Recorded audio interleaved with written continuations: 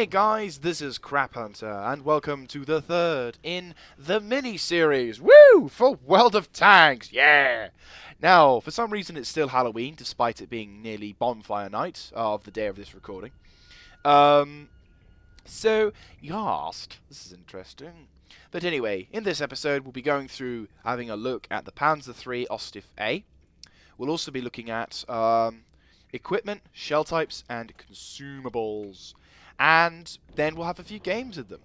So, without further ado, let's get started. So, the Panzer Ostif A. Now, I was super excited when I got this, because I was just like loving the fact that I was progressing up towards the Panzer III to the Panzer III to 4. And I was like, yeah, I'm loving this! You know, I was like, yeah, I got a tank, it's so new! Of course, back then, I didn't pay attention to stats. And, yeah, I didn't notice the fact that this thing was killed a lot in battles. But that said, I didn't know how to play this game, so I probably wouldn't have done much good either. But yeah, so this is the Panzer Ostif A, and if you're wondering, let's have a look at the vehicle description. Produced in 37, with a total of 10 vehicles manufactured, this project was cancelled due to its weak armour, a weak suspension, and inadequate armour. Ah, shit. Right, okay, that's not good. Great, this is going to be fun. Now, this thing isn't bad. I'm not going to throw the big summary in. I'm just going to say it's not as bad as it looks. Let's go to check out the hit points. 240 hit points. Now, there are a few. I think you're in the middle with this tank. Unfortunately, in World of Tanks, you can't quite actually see what tanks will look like once you fully upgraded them. But what I can do is check out their health here. So their health is 220. So I then throw an assumption into the ring where I believe 220. Actually, let me just do an experiment. Oh, of course. Hang on. Let me just put the shitty first gun on. Well, not the shitty first gun. First gun. Oh, of course. And stick on the first turret. How much health do I have at first? 200. So, roughly 200. I add that one, 40. So, roughly, add on 40 to... Yeah, add on 40 to whatever you've got.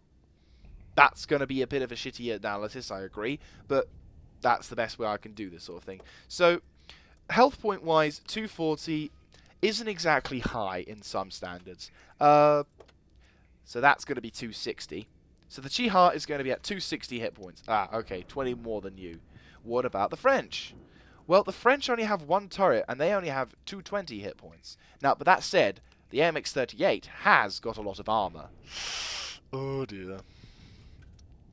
Yes, this does have lots of armor. What about the Panzer 38T? Well, that one actually starts at the same. It's going to have the same 240 hit points. What about the British? The British get, what's this one? 210, so they will have 230 for hit points. Oh, no, 250, sorry, for hit points. That's quite good. So, 10 up from you. What about the cruiser? What's that? 220, 260. M3 Stuart, what's your health points? You're actually having so you're probably going to have 260. Unfortunately, I have to guess on this one because it doesn't. Yeah, 210 and 246. So that's going to be 250, and that's going to be 240. Yeah, unfortunately, if I am wrong, I do apologise. This is the rough estimations that you have to give out when you don't have every tank in the game. But yes, so the tier 3 tank wise, you're not exactly high with it, so there's probably more variables than that, and I'll probably be corrected when I'm fighting in battles. But in the meantime, this is not like bad. You're not as bad as the French. You're mostly in the middle with that one. So obviously all tier 3 bat tanks aren't really meant to fight for too long, but on this one it's not too bad. Put it in that perspective. You're not actually a light tank either. Well, not in the certain sense of tons. You're weighing about not that bad. You're 16.91 tons.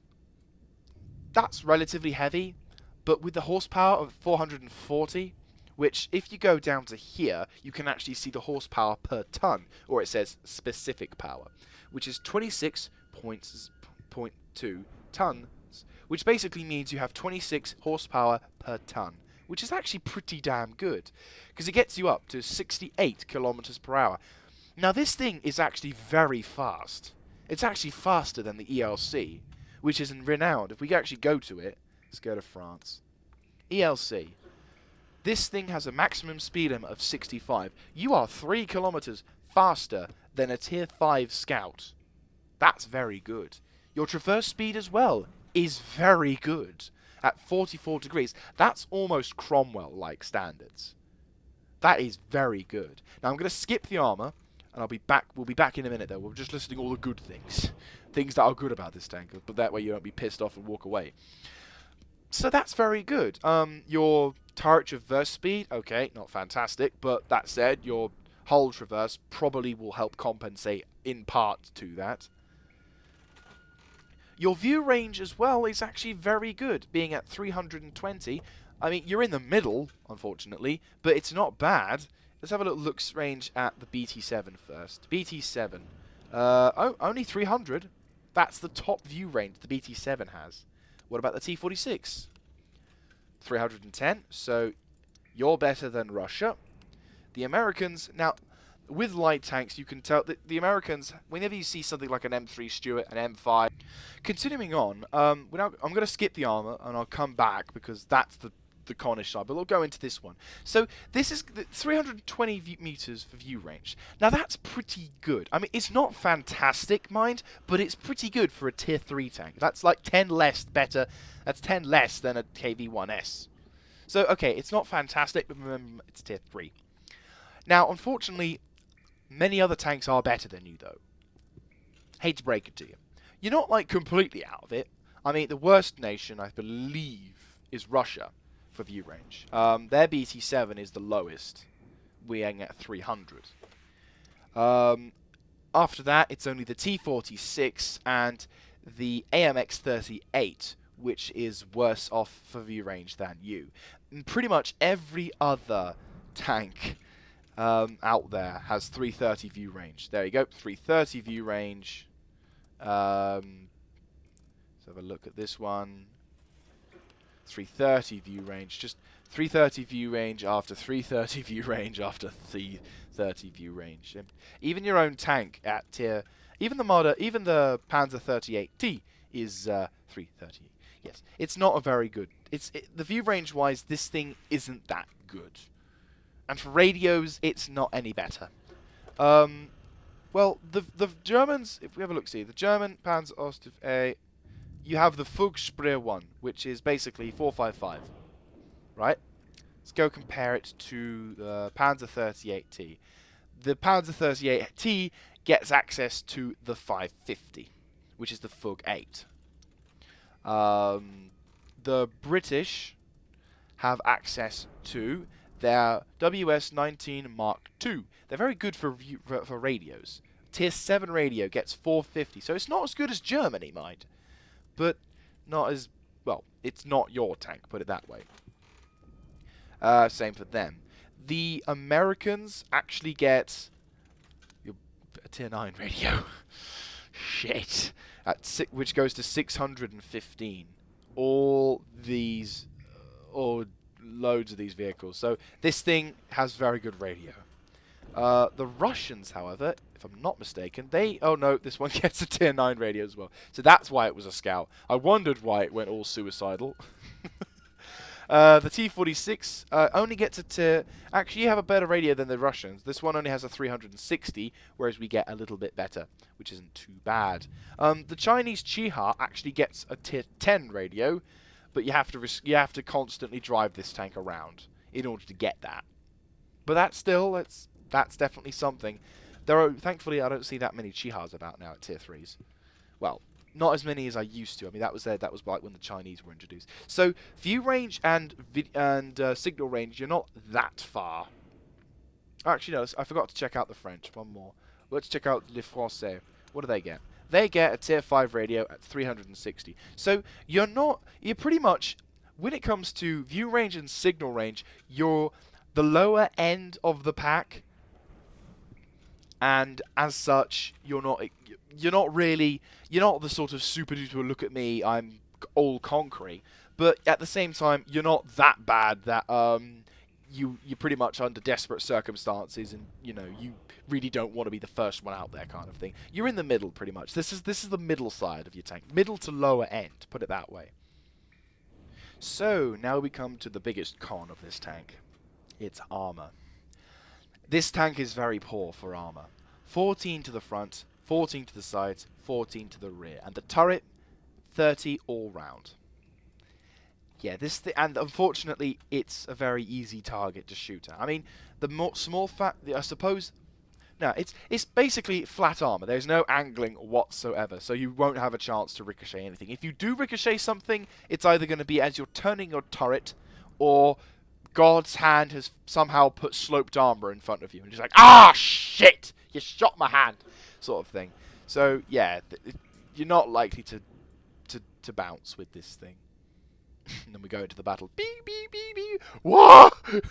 Nah, but anyway, so, yeah, that really horrible noise that you had just heard was me mimicking a... Yeah, shush. Anyway, so, yeah, this is,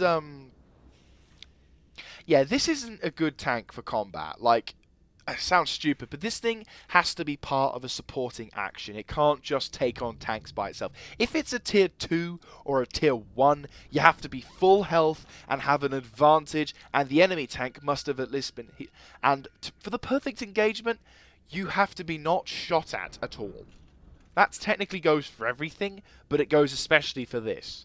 Some tanks, they can take their punishment and take a few shots. Like the E75, you can angle your armor, and the perfect engagement is you angle it and it bounces off every time. The perfect engagement with this is for you to be in either a good distance cover, like a bit of a medium to close range, and you need to be able to shoot that guy, and he doesn't need to, preferably not be able to see you, but most likely not be able to get a shot at you. Or, you surprise them. Either way, this thing isn't meant for slugging it out. Now, yeah, so this thing, but then of course, this is where I start to try and sort of make it seem better, which is difficult, especially when you tell them how shit the armor is. But there are bonuses. You can see that this thing can go very fast, and it has a very good traverse speed, and its turret traverse speed isn't that bad either. So, for any of you guys out there who have got, are looking out there, they're kind of piecing these little puzzles together. Can't fight, but can run. This is very much starting to sound like a hit-and-run tank, doesn't it? I mean, this isn't an attack like the spearhead tank. This is a flanker or a supportive tank or something which, when in large packs, can be devastating. But for lone wolves, you want to try and weave in and out of the combat. This thing is very good at hunting down artillery, because obviously the fast speed in this allows you to dodge, if you're lucky enough, well, if you're fast enough, be able to dodge enemy artillery shells and be able to surprise them, fire a couple of shots, and be out of there before the enemy team knows what's happening. That's pretty much how this tank operates. Now, you can utilize this as a scout as well, but probably not to the same large effect as perhaps the American M3 Stuart, the Russian BT-7. That kind of tank, no, don't bother. Leave it to those tanks. But how I play this thing, a fast flanker tank which is good at supportive, and if I can take you on and you not get me, I can get you back sort of role.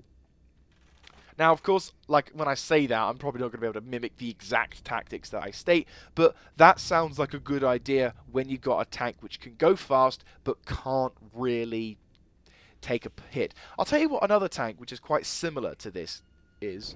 We're going back to France, actually, with the ELC, because the ELC has the same frontal armor as the Panzer Ostif A. The downside is it suffers from worse armor around the back, sides, and rear. But this thing practically is the same thing. It doesn't have a good radio, nor a good view range. It's got relatively good view range, but its signal range not as good as others. So this thing may act as a scout, but at the same time you can also act as a supportive role. I use this as a tank destroyer because, let's face it, it's little to no difference. Well, there is some difference, but never mind. So this thing isn't that kind of. That's pretty much it. You can't use it as a tank destroyer, unfortunately, but you can use it to support attacks, to flank round enemies, and kick ass and chew royal bubblegum. Speaking of chewing bubblegum and kicking ass, let's check out the gun selection. Now, this tank has a selection of 4 guns, 2 of which you will have already unlocked when going through the Tier 1 tank, if we're going to the research point, and one of which you will unlock via playing this tank, another of which you will unlock whilst playing through the Panzer II.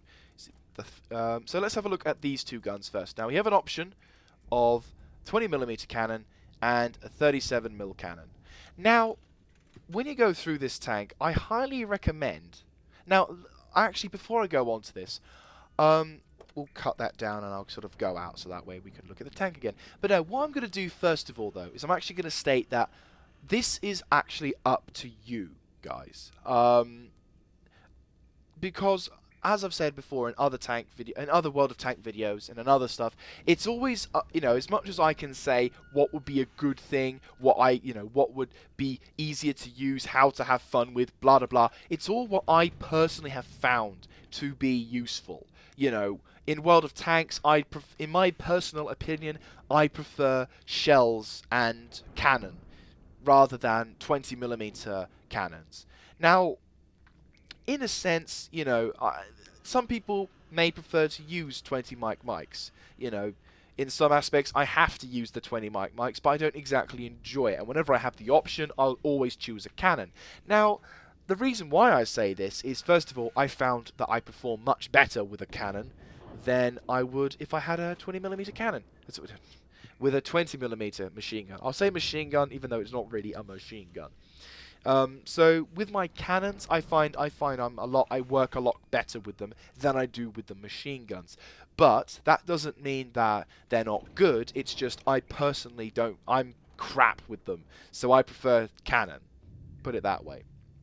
So going back to the research tech tree, when you get the first thing driving this tank, I highly recommend you get in this gun rather than this gun, because although this one does have good pen. This one, we'll put it this way. Once you've unlocked the top thing, this will be your first recommendation, but this is where I throw it back to you. You've got 2 options here. You've got the option of either, with this one, you've got the Tier 1 L46.5. It's got 26 rounds a minute, 40 pen, 36 damage, 0.46 accuracy, 1.7 aiming time. There's the Tier 1 gun there that you get from the Tractor. Now that's not bad at Tier 3, you can't deny that. It's not fantastic, but it does the job as a stock gun. Once you get through either using that or that and unlock the turret, you have the option of getting the flak gun, or, once you've researched it, the L42. But if you have a look at the flak gun, you'll see that there isn't actually that much of a difference.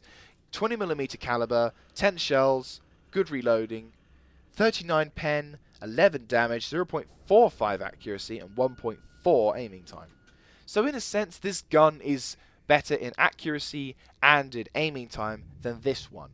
But in my personal opinion, I find that the penetration and damage, for me at least, is good enough that I would happily stick with this thing. But I'm throwing this back out there.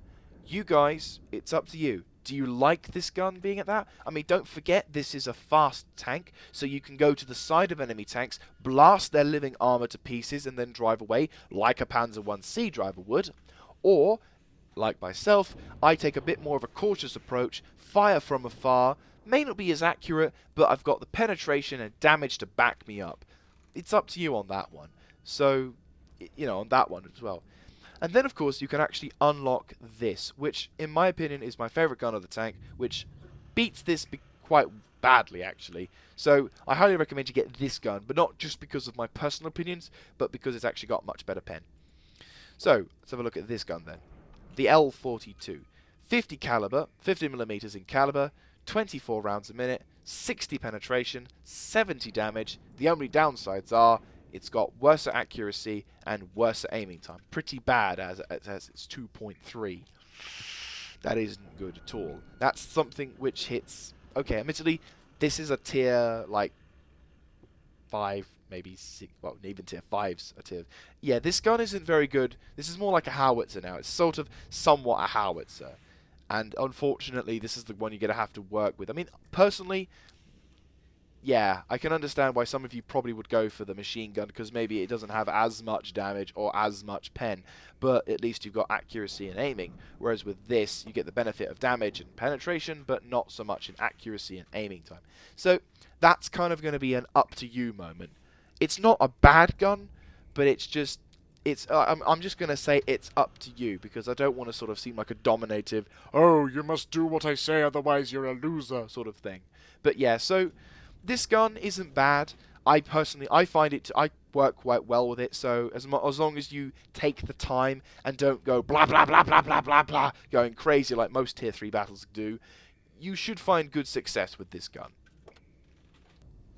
So, now that I've waffled on about this tank, let's talk about equipment, shells, and consumables. Now, in World of Tanks, you have an option of 3 slots in here, which actually are also affect the tonnage of the vehicle, so make sure to get your treads sorted beforehand. But yeah, so basically, in World of Tanks, you have the option of mounting equipment to your tank, which enhances the performance of either your crew or the tank itself. Most of the time, it's the crew. In other aspects, it's the tank itself. So, in this, let's actually go on to a higher tier tank to sort of show you the real. Let's sort of show you the real differences. So, for example, my E75. Now, I've already mounted this thing with 3 slots already, all of which assist the crew in fighting. So, for example, on this side, I've got an improved ventilation class 3. Now, the class 3 actually just means it's on a heavy tank. So on class 1, it will be on a light tank, class 2, mediums, and all that. So this basically adds 5% to crew skills. And what it means there, as you can see there, my crew not only operate with these skills, but actually operate at 105% thanks to the ventilation. So this basically means the driver drives a little faster, the gunner fires a little faster, and aims a little. The gunner can aim a little faster. An actual fact, also, you can see there, thanks to that and that, with some building up of the other skills. I'm thinking because of that, but still, the crew basically enhances the crew percentage-wise, which makes your tank makes your tank deadlier than others, perhaps. In other aspects, you've got something called a large caliber gun rammer, or tank gun rammer. It's pretty much tank gun rammer. Try and block out the caliber or large or whatever sort of thing. Tank gun rammer basically reduces the loading time. And finally, an enhanced gun laying drive. This basically improves aiming speed it basically reduces the aiming speed. So instead of it being 2.3, it instead can be 1.9, maybe even 1.8. Something as simple as that. And you get other options as well. You can have camouflage, which basically hides a tank, binocular telescope, which allows you to see further if you're stationary, or if you want to have coated optics, sees further but not as far. You can put tanks CO2 to stop the tanks catching a light. Toolbox, the most useless thing. Ammo rack class basically stops you from being ammo racked. Enhance behavior washers basically enhances the suspension, and also it says holds suspension by damage. Impact basically means it basically protects your hull. You've got a vertical stabilizer, which is apparently a very good tank, useful thing during turret rotation. There has to be a deal on for these things.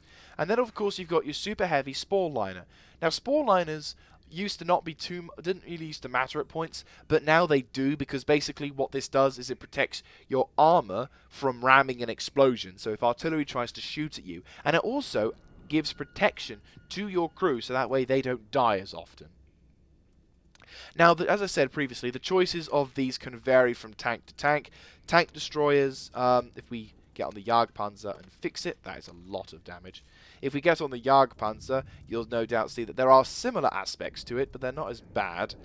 I might get that, in fact. Enhanced gun name drive. Shall I? No, never mind. I'll think about that later. But yeah, so basically the things can change. In some tanks, you don't get as much. You still get a few, but you don't get enhanced ventilation because there is air and sort of little things like that. So I'm not sure about artillery. I think the artillery get the least amount, if I'm not mistaken. But yeah, so it's something to keep an eye out for. Basically, it just helps your tank out in whatever way possible, and it adds a little bit more of your own personalized touch. Do you like to be hidden and use camouflage to help you? Do you like to drive faster on ground? Do you want to see targets further away? Do you want to waste money? That sort of thing. Anything like that works like a charm. Now, on to shell types. Now, in World of Tanks, you've got 3 shell types, one of which is controversial, the other 2 standard. And I'll try and keep the controversial debate going down as minimal as possible, because you'll be able to have plenty of time to hear about that. But anyway, basically, you've got 3 types of shell. Standard, premium, standard. And if you look at a gun statistics, we'll use this for an example, you'll see the same kind of statistics for each shell. So, for example, the armor-piercing shell, 60 pen, the APCR, 96, and the HE, 25. AP pretty much stands for armor-piercing, standard round of ammunition, goes into the side of a tank, pierces the armor, and either blows it up or does damage. APCR is basically an armor-piercing shell, but a much better one, which gives out a better damage, which gives out a better penetration, there you go, not damage, better penetration than the AP. HE is a simple explosive shell which upon impact explodes and relies more on its explosive power rather than its relies more on its explosive power than it does on its penetration power, but it gives a lot more damage should it penetrate. Now, at lower tiers, high explosive shells can be very useful. I might just trade out some of that, so trade that and put 5 standard 5 armor piercing shells. There you go. So HE, so if you can pen the high and lower tiers, if you can pen the side of like a tier 2 with high explosive, you can more or less one-shot him. In fact, if we go over to a kind of hilarious tank, which is at tank destroyer level, the American T-18 has a howitzer, tier 4 howitzer, I'll be honest with you, and the penetration of its high explosive shell is absolutely garbage if you look at it, but it does 175 damage, and it one-shots practically all tier 2 tanks and tier 1 tanks. So there is that value. So at lower tiers, high explosive shells are deadly. At higher tiers, so say for example, the E75, if I can find it, there you go. At higher tiers, although the penetration of at higher tiers, a HE shell is absolutely crap at higher tiers, and instead relies more on its explosive range and damage radius than it does for the actual armor. I reckon if I'm lucky, I could perhaps clip a couple of enemy tanks. If I can get a tier 5 on the well, if I was lucky enough, if I could pen the side of a tank with this thing, or the rear of a tank if I was lucky with a HE, I could annihilate him within one shot. But generally speaking, HE shells don't do that much damage. I mean, they're far less likely to penetrate, but they might still do damage simply because of the explosion. So, I digress. So, the APCR is a much more of an expensive shell to make and is also controversial. In previous patches, before I think patch 8.6, you could only get premium by paying gold. Now, this was quite a controversial thing, and it was like the stereotypical argument. Practically every argument was started by someone using premium shells, because you would shoot the premium shell, someone would die and shout, "Oh, you're a premium gold user," and maybe a few of the enemy team members on that guy's side agree with him and say, "Yeah, F off, you noob, you're all using, And a lot of people were complaining that World of Tanks was a pay-to-win game, simply because if you had money, you could buy shells, which were much better, and therefore could distinguish yourself and perhaps get better scores, blah, blah, blah, blah, blah, getting you better scores. And so Wargaming kind of said, right, that's it, dispelling that theory altogether, and in patch 8.5 or 8.6, they removed the, they didn't take away APCR shells, but they allowed non-premium users to use APCR shells basically allowed you to get them for a higher price. So you can have this nice shell, but you have to do extremely well or run a premium account before it gets profitable. Now, the argument of it premium stuff being this game being pay to win is still there, but it's thankfully not as common.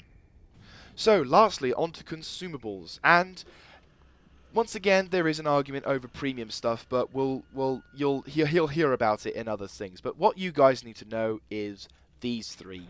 Now, there are selections and choices for other ones, but because I'm imagining you guys are very bored, we might as well just stick to these three. In World of Tanks, you have an option to use a one-use consumable to fix your tank in case it takes damage to a module, like the engines hit, the fuels hit, or the turret, or the gun, or whatever. Anything like that. If it gets hit, you're like, ah, shit, what do I do? The consumable, you can help repair it. If your crew member takes damage, you can use a consumable to fix your crew member and bring them back to full strength. Or, if your engine's on fire, you can use a fire extinguisher to save your tank. Now, in other cases, you have a standard version of this, and you've got a premium version of this. A large repair kit, which fixes all of the modules. A large first aid kit, which fixes all of your crew members. And an automatic fire extinguisher, which basically, as soon as it hits it, bang, it automatically starts. This one's a manual, which basically means you have to quit. You actually have to hit the button. And then you've got something which allows you to add engine power and traverse speed, but that isn't very important. With the placement of these, though, I actually place these in a certain order to ensure that I actually get the maximum effectiveness out of this. So, for example, if you can imagine, if you will, 6 numbers, 1, 2, 3 being the shells, and 4, 5, 6 being consumables. 4 I use for medical stuff because more often than not, the gunner or the driver is hit, or the commander, and if I hit 4, I don't have far to go to hit 1, 2, or 3. Loader as well, I can hit 4 and then hit the 4 button, then 5. So in the 4 basically allows me to hit the right buttons, if you will, as fast as possible. So, you know, number 4 is the best. It's close enough to the more important people that you don't have far to go. For 5, you will undoubtedly, in your lifetime, take track damage. And in most cases, I wouldn't recommend you fix your tracks if you're not in immediate danger. But if, for example, you're driving your tank and you hit on the side, luckily your tracks take it, but you're in the open, hit 5 and then hit 5 again quickly. So you could go 5, 5, so 5, 5, and then that way you can activate the repair kit, which gives you an option of all the modules that need fixing, and your tracks being at 5 means that you can get out of there super fast. That's very handy. Then finally, the fire extinguisher, I actually changed the controls. So here, where is it? At consumable number 6, I've changed to space. Because naturally, when you're playing this game, your thumb on your left hand will naturally be resting on the spacebar. So when my tank does get set alight, your thumb can quickly tap the spacebar and your fire is automatically put out. Now, you can tell when someone hasn't got a fire extinguisher is when their tank burns up forever. So rather than hit 6 a lot, just smack the spacebar as it's much closer to you and you won't have to fumble around getting it. So, after that extended boringness of me slapping around talking, let's actually get into the fray. And we're back, and surprisingly, we're in Tier 3 in a map called Province. Now, a few of you guys out there probably have played this map before. I suppose the best way to say it is, this is pretty much what El Haluf is going to be like, only for higher tiers. Now, the reason why I say this is because this is pretty much how it goes. One side tries to go for the other. Actual fact, I probably am going to make a mistake doing this now.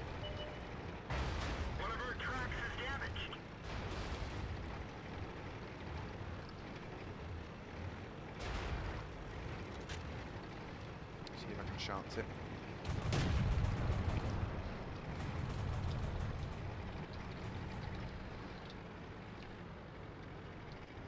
But yeah, so this place is pretty much an El Haluf of lower tiers, and as such, it makes it very, I would say, very difficult to win, because Obviously, this map instantly suggests camping as a tactic. Right, there's a Valentine AT. I'll request fire on him.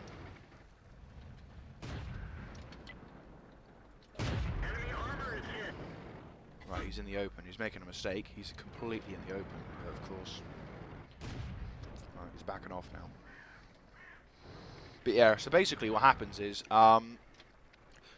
basically the game goes, most of the team remains stationary for the big duration of the match, and thus basically this is what's going to happen in this match. One side will focus on the other side, and until someone actually goes crazy and does something like that.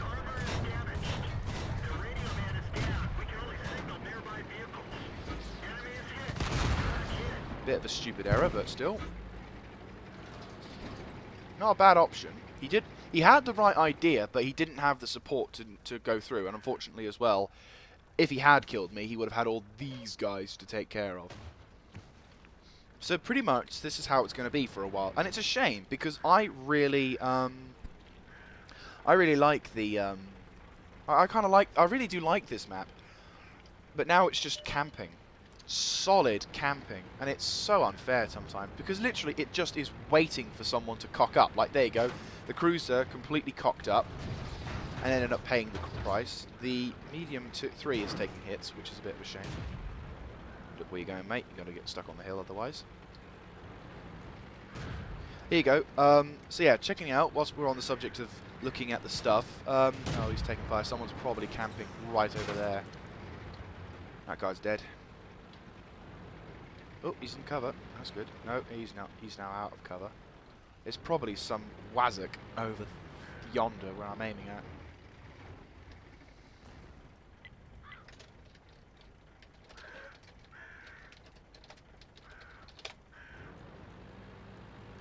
So SU-76 and the medium 3 are there, but I mean the enemy take cover positions all around this area. Most of the TDs though, and this is actually kind of a first case, I suppose, of whoever has certain parts of the map, whoever spawns in some parts of the map, and what a surprise, there's our little bastard there. So that's the LTP. If you haven't got this tank in your garage, it's probably because you didn't get the pack. Not pack. You didn't get the reward for, well, reward? I don't know. Right, this is a bit of a stupid thing we're doing, but because he can't see us, we can actually take our time and fire a few shots off. So there's one, low damage roll, firing again. That's not so lucky. Firing again. Oh, good shot, lands in, and guess shot, bang, he's gone. So, what we're doing now is I'm not going to use my repair kit, because even though my tracks are damaged, and that does in part impair your capabilities to drive, it doesn't completely bugger them up. So now the enemy artillery is going YOLO, as many people say. Basically, he knows the game is pretty much up, and he's deciding to end it all before it's too late. But unfortunately, he dies, so it's too late for him. One thing to watch out for as well is some artillery. When we call them scumbags, we don't call them scumbags because they don't like to share stuff. Right, okay, here's something which is interesting. The Cruiser 2 is waiting for me to go round the bend, right? But instead of going round the bend in first person and getting completely ramrodded, what I'm going to do now is I'm just going to wait. I have all the time in the world, and he doesn't. He's going to have to make a call. Bang! I get the first shot. Backing up. He misses. Bang! I miss mine. Move up. Keep moving, keep dodging, keep moving, keep weaving. He's having to have a longer reload. I can go around. Bang! I miss. I'm a shit shot. I'll go in again. Bang! He's gone. Now that's what I call the perfect engagement. I made the enemy make a mistake, and it would appear to be that he's completely given up. Nope, he's just trying to escape. But he's going to bump into me. So I can wait. Bang! 68. Can I get a third kill? Nope, I'm lagging. Fuck's sake. And that's the game, and I've lagged out. Well, I lagged, but what a perfect time to lag. So there you go. That's one of the ways to win. And okay, I have a premium account at the moment. So if we just look at that though, it shows you what you would have got. So I would have got 13,000, which is a lot in tier 3s, 571 experience, which would have gotten me a fair amount of stuff, and I was second on the board. Unfortunately, I lagged out before I could get a decent shot on the other person. But there you go. The Cruiser 2, I had pretty much eyes on him. I got experience because I basically waited. I buggered up his modules, and that's actually something I didn't mention beforehand.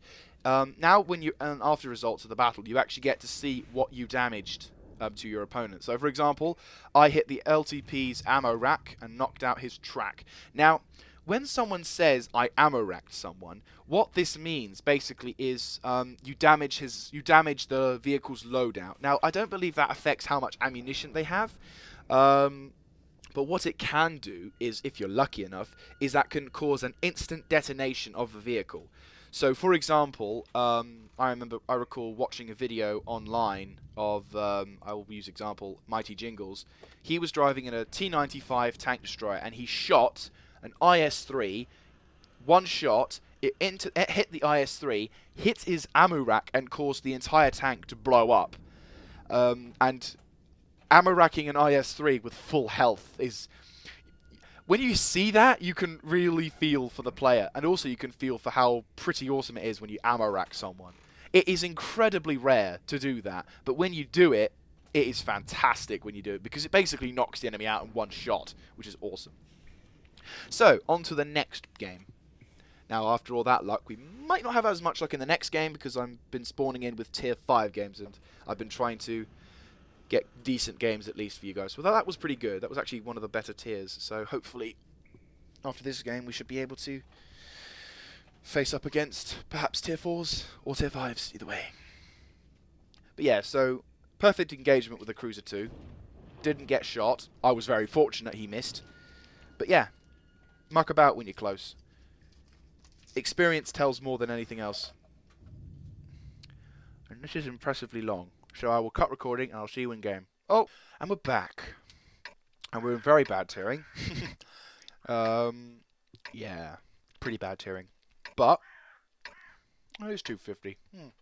I was right. Well, anyway. So, yeah, tiering-wise, there is very little we can do in this match. I'm going to probably have to resort to using premium on some of the heavier armoured tanks. By the way, if you want to know what a derp gunner looks like, that's him. Nothing against the player, but just what a person with a derp tank looks like.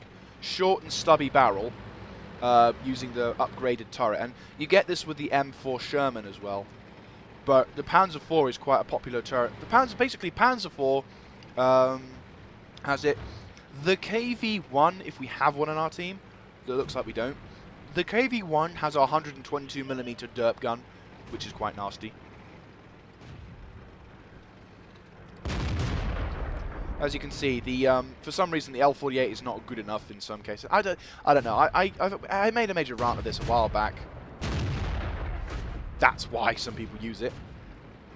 I mean, I'm not going to deny that the derp gun has its uses. It does have a high damage output, but the problem is it has little to no penetration power, and at tier 4 to tier 5 matches, that's when armor starts to become much better. Ah, there's a KV-1.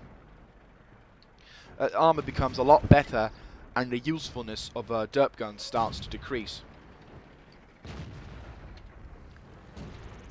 The enemy are a lot more forthrighteous this time.